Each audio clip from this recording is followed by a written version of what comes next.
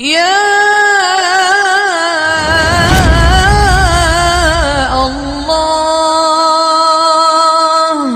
اور حضرت عائشہ پہ تہمت لگی اور 1 مہینہ وہی نہیں آ رہی.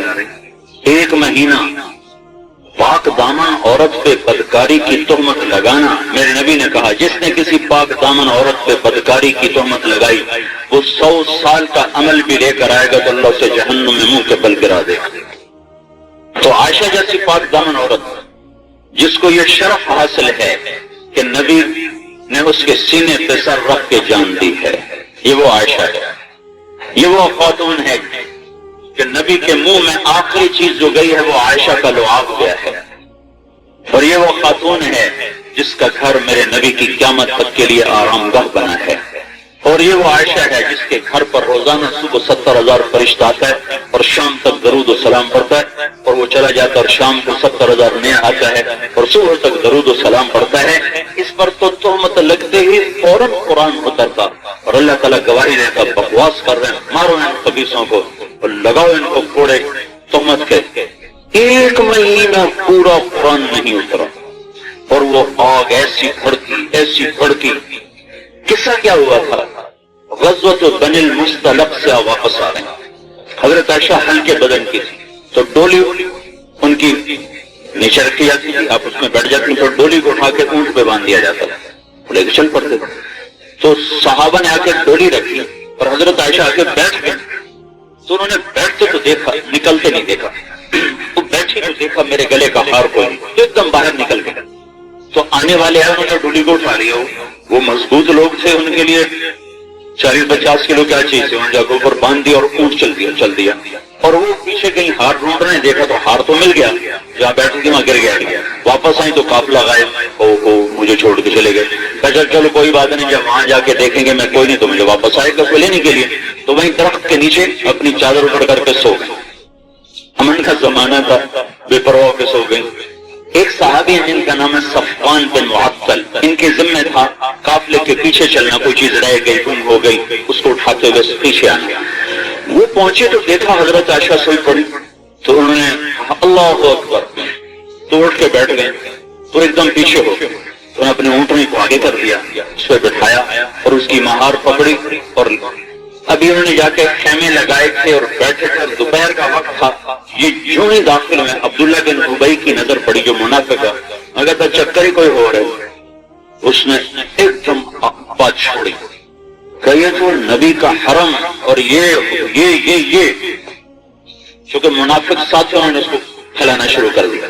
منافقوں سے سن کر مسلمانوں نے بھی اثر لینا شروع کر دیا اور ایسی رت بدل گئی، ایسی فضا بدل گئی کہ اللہ تعالیٰ کے رسول پر سخت اثر تھا اور آپ کا رویہ حضرت عائشہ سے بدل گیا. حضرت عائشہ بیمار ہیں، ان کا حال ہی نہیں پوچھتے. تو حضرت عائشہ فرماتی میں کٹ کٹ کے مر گئی کہ پہلے میں ذرا بیمار ہوتی، میرے دائیں بائیں میری تیمارداری، اور اب میرا حال ہی نہیں پوچھتے. بول کہتے نا فلاں آدمی کان کا بڑا کچا، اللہ کے بندو ہر آدمی کان کا کچا ہوتا ہے. کیڑا کرنا تھا پکا، ڈورا کیوں کرنا تھا پکا، صرف ڈورا بندہ کرنا تھا پکا ہوتا ہے. جو تم بات سنو گے تم پر اثر ضرور کرے گی. یہ کیسے ہو سکتا ہے کہ اثر نہ کرے؟ کہ نبی جیسی پاک ہستی ہے اور متاثر ہیں اور وہی اتر نہیں رہی، اوپر سے کوئی فیصلہ آئے تو پتہ چلے. آپ کا رخ بدل گیا ہے، بیمار ہیں. تو کہا میرا دل دکھا تو میں نے کہا بس میں اپنے ماں باپ کے گھر جاتی ہوں، پتا کروں قصہ کیا ہے، اللہ کے نبی کا رخ کیوں بدلا، باہر کیا ہو رہا پتہ ہی کوئی نہیں. کہ میں اللہ کے نبی سے کہا یا رسول اللہ میں گھر جانا چاہتا ہوں، چلی جاؤ. کہا میرا دل پھٹ کے رہ گیا کہ پہلے میں کہتی تھی میں نے گھر جانا، کہتے تھے نہ جاؤ، کل چلی جانا، پرسوں چلی جانا، اب کہہ رہے ہیں چلی جاؤ. خیر میں گھر آ گئی، مجھے کوئی سمجھ میں نہیں آ رہا کہ میرے ساتھ کیا ہو رہا ہے. میں شام کو نکلی باہر، کیونکہ اس وقت گھروں میں بیت الخلا نہیں ہوتے تھے. تو میں اور مستح ہم نکلی ہیں، تو ہم واپس آ رہے تھے یا جا رہے ہیں، دونوں قول ہیں. تو مستح کہ پاؤں کلچا چادر میں تو مستح ہلاک ہو جائے. مستح اپنا بیٹا ہے، اپنا بیٹا. تو حضرت عائشہ نے کہا ارے اپنے بیٹے کو بد دعا دے رہی ہے تو، اور پھر وہ بدری آدمی ہے، بدر کی جنگ کا شریک ہے. وہ کہنے لگی بیڑا غرق ہو جائے اس نظری کا، تجھے پتا تیرے بارے میں کیا کہہ رہا ہے؟ میرا بیٹا ہی صحیح، پر تجھے پتا تیرے بارے میں کیا کہہ رہا ہے؟ کیا کہہ رہا ہے؟ تو تجھے عبداللہ بن ابی کے ساتھ جوڑا جا رہا ہے، وہ صفوان بن معطل کے ساتھ جوڑا جا رہا ہے۔ بس کہتی مجھے تو پیشاب بھول گیا، میں وہاں سے واپس ہوئی اور آ کر میں نے اپنی ماں سے پوچھا کہ یہ کیا قصہ ہے، ایسی کوئی بات ہوئی ہے؟ کہا ہاں میری بیٹی، یہ تو 1 مہینے سے چل رہی ہے۔ کہ اللہ کے رسول کو بھی اس کی خبر ہے؟ کہاں ہے؟ کہ میری چیخ نکلی اور میں زمین پہ گر گئی۔ ابوبکر اوپر بیٹھے قرآن پڑھ رہے تھے جھروکے میں، تو وہ نیچے اترے گا، کیا ہوا؟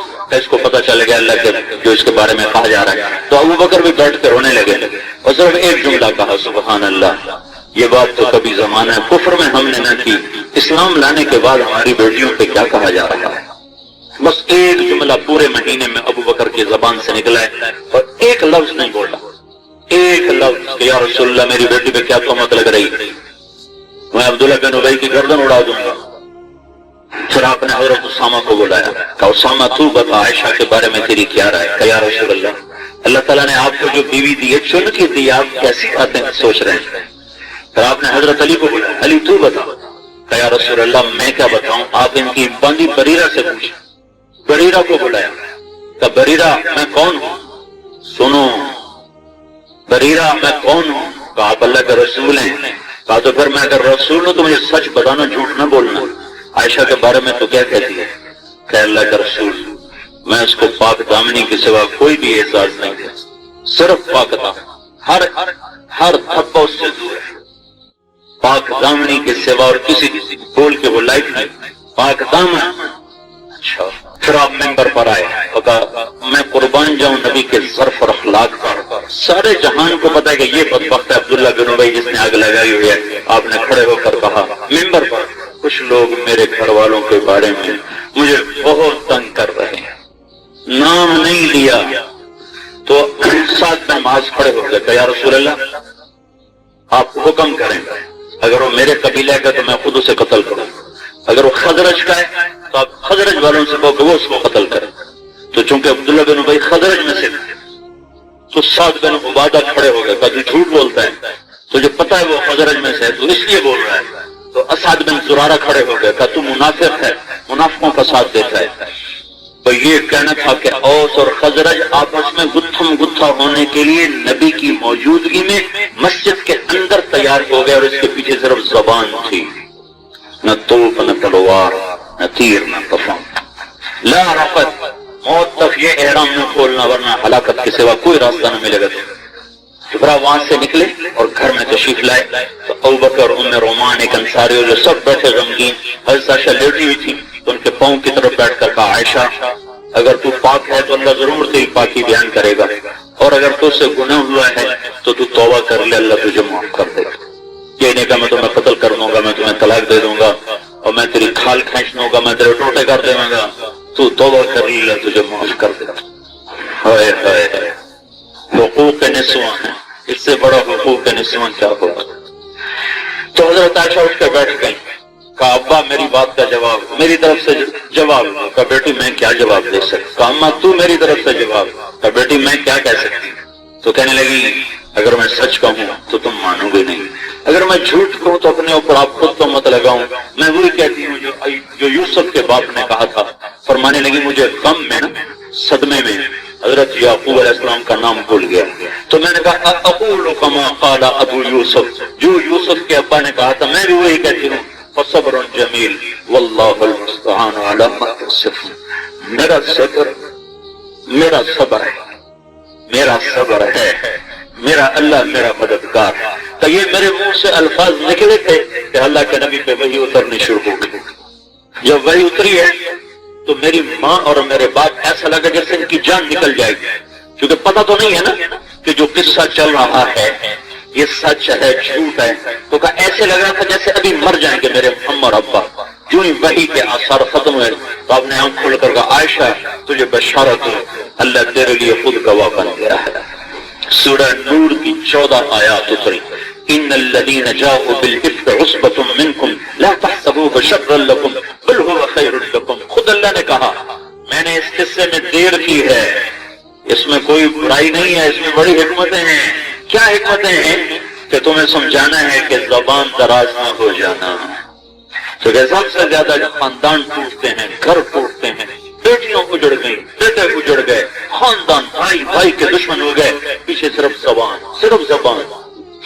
لا رفت لا رفت، اس کو لگام دے کے رکھو. عائشہ اٹھو، اللہ کا شکر. حضرت ام رومان نے کہا عائشہ اٹھو، اللہ کے نبی کا شکر ادا کرو. تو انہوں نے کہا نہیں، میں اس کا شکر ادا کروں گی جو خود میرے لیے گواہ بنا ہے. پھر ابو بکر اٹھے اور اپنے بیٹی کو سینے سے لگایا اور ان کے ماتھے پہ بوسہ دیا. تو عائشہ کہنے لگی ابا تو نے میری گواہی تک نہ دی، تو نے میری گواہی نہ دی. کہنے لگے بیٹا میں کیسے تیری گواہی دے سکتا تھا جبکہ مجھے خود پتہ نہیں ہے. اللہ اکبر، کیا کہنے. ابو بکر بھی ماں وکھرا ہی کرنے ہے. تو یہ احرام نہیں کھولنا ہے، یہ کھول دیا تو زندگی بگڑ جائے گی، برباد ہو جائے گی. یہ اللہ کی تعلیمات ہے میرے بھائیوں، میری بہنوں. ان سے جو بھی انحراف کرے گا وہ اپنے پاؤں پہ کلہاڑی مار کے جہنم کی راہوں پر چل پڑے گا. تو اپنی زبان کو سیلو، جو گالی گلوچ سامنے چپ کر جاؤ. ایک دن اللہ آپ کو اس کا صلہ بھی واپس کرے گا، عزت بھی دے گا، اونچا بھی کرے گا. میرے رب کا وعدہ ہے. میرے نبی نے فرمایا میری ضمانت ہے، میں گارنٹر ہوں، تم جھک جاؤ اللہ تمہیں اونچا کرے گا، تم سہ جاؤ اللہ تمہیں بڑھا دے گا.